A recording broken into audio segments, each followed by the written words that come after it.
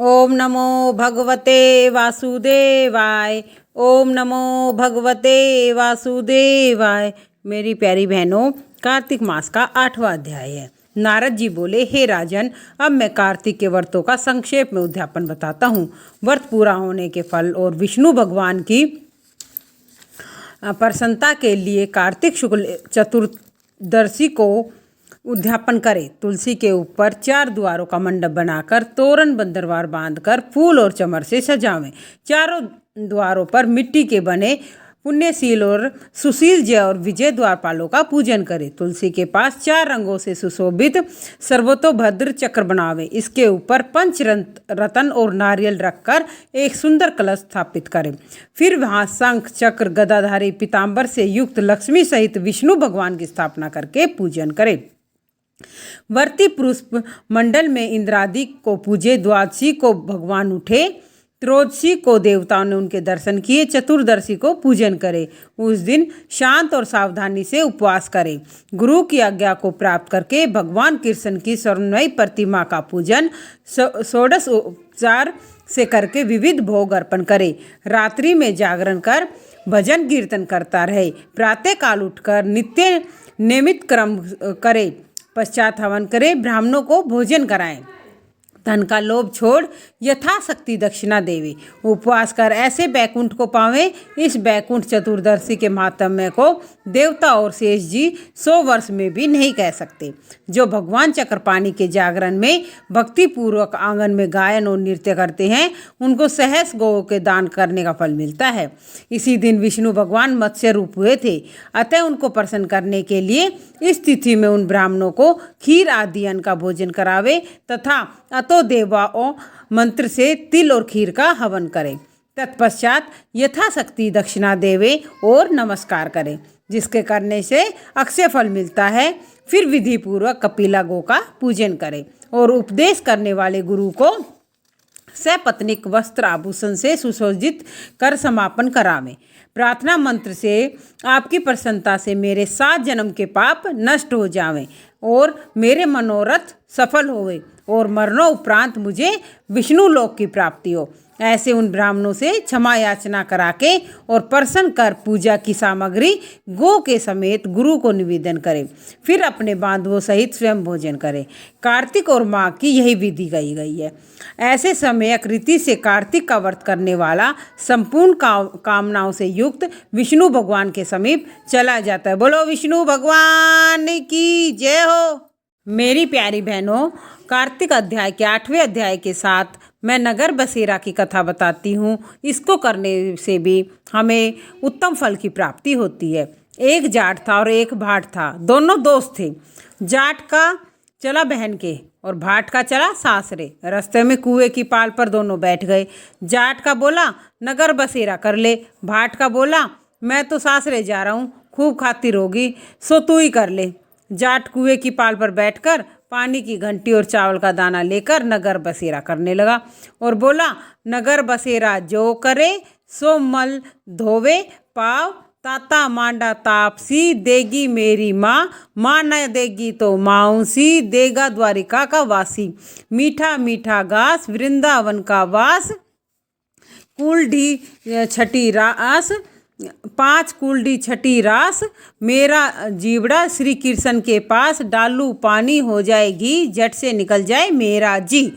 और ठकरा करके चल पड़ा। जाटके की बहन ने बूरा चावल जिमाकर खूब बातचीत की। भाट का पहुंचा तो सासरे में आग लग गई। बुझाते बुझाते राख उठाते उठाते हाथ भी काला हो गया, मुंह भी काला हो गया। ना रोटी मिली ना पानी मिला। पड़ोसन आई बोली, जवाई आया, उसकी भी पूछ लो। सास बोली, क्या करूं, मेरा तो झोपड़ा जल गया और तुझे जवाई की पड़ी है। पड़ोसन ने कहा, एक रोटी और मेरे पास बची है, ये दे दो। उसने खा ली। शाम को दोनों फिर मिले। दोनों बोले, कहो कैसी रही। भाट का बोले, मैं तो कैसा ससुराल गया आग लग गई। बुझाते बुझाते हाथ भी काला हो गया, मुंह भी काला हो गया, ना रोटी मिली ना पानी मिला। जाट का बोला, मेरी तो भाई खूब खाती रही, मैंने कही थी ना नगर बसेरा कर ले। बोला, तो भाई अब कर ले। भाट का बोला, अब भी ना करूं तो तेरी मौसी है, पता नहीं रोटी दे या ना।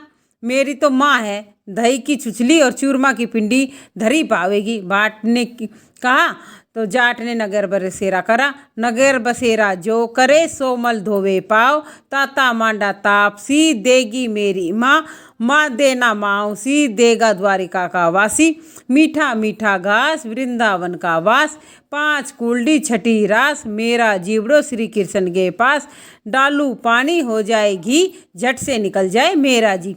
कर करा के चल पड़ा। घर पहुँचते ही जाट की मौसी ने बहुत लाड चाव किया और भाट का गया तो उनकी भैंस खो गई थी। बाप एक लाठी धरे रे एक उठावे, बोला ससुराल गया था साले तो आग लग गई, यहाँ आया तो भैंस खो दी, पहले भैंस जा खोज के ला तभी रोटी पानी मिलेगी। सारा दिन हो गया ढूंढते ढूंढते भैंस नहीं मिली। बाजार में फिर दोनों टकराए। जाट ने पूछा क्या खबर है भाई? भाट बोला आते ही मेरी बाप की भैंस खो गई, उस दिन से ही मैं ढूंढ रहा हूँ, ना रोटी मिली ना पानी मिला, रोटियों का ठिकाना भी नहीं है। जाट बोला मैंने तो तेरे से पहले ही गई थी, तू नगर बसेरा कर ले। भाट बोला कि तेरे नगर बसेरे में इतने गुण है तो अब कर ले। दोनों नगर बसेरा करने लगे। नगर बसेरा जो करे सो मल धोवे पाव, ताता मांडा तापसी देगी मेरी माँ, माँ देना माउसी देगा द्वारिका का वासी, मीठा मीठा घास वृंदावन का वास, 5 कुलडी छठी रास मेरा जीवड़ा श्री कृष्ण के पास, डालू पानी हो जाए घी झट से निकल जाए मेरा जी। उन्होंने नगर बसेरा किया तो आगे चला तो रास्ते में भैंस मिल गई, लेकर घर गया। माँ बोली लड़के को आते ही निकाल दिया, सारा दिन हो गया भूखा मरता है। उसको खूब अच्छी तरह जिमाया। उसने सारी नगरी में ढिंडोरा पिटवा दिया कि सब कोई कार्तिक में और पीहर सासरे में आते जाते नगर बसेरा जो जरूर करे। जय हो कार्तिक मैया की जय हो। जय हो तुलसी मैया की। मेरी प्यारी बहनों, आज मैं आपको तुलसा भजन और बताती हूँ। तुलसी महारानी नमो नमः, हर की पटरानी नमो नमः। कौन से महीने में बोई रानी तुलसा, कौन से महीने में हुई हरियाली, आषाढ़ मास के महीने में बोई तुलसा तो सावन मास हुई हरियाली। कौन से महीने में हुई तेरी पूजा तो कौन से महीने में हुई पटरानी, कार्तिक के महीने में मेरी पूजा तो मंगसर मास हुई पटरानी। धूप दीप नवेद आरती तो पुष्पन की बरसा बरसानी नमो नमः। तुलसी रानी नमो नमः, हर की पटरानी नमो नमः। 56 भोग 3600 व्यंजन बिन तुलसी हर एक न मनी नमो नमः। जो कोई तुलसा को सवेरे गाए श्री कृष्ण के दर्शन पाए, जो कोई तुलसा को दोपहर को गाए तो खीर खांड का भोग लगाए, जो कोई तुलसा माई को सांझ को गाए तो श्री कृष्ण के आरती उतारे, जो कोई तुलसा को आधी रात गाए तो श्री कृष्ण के चरण दबाए। तुलसी रानी नमो नमः, हर की पटरानी नमो नमः। जय हो तुलसी मैया की जय।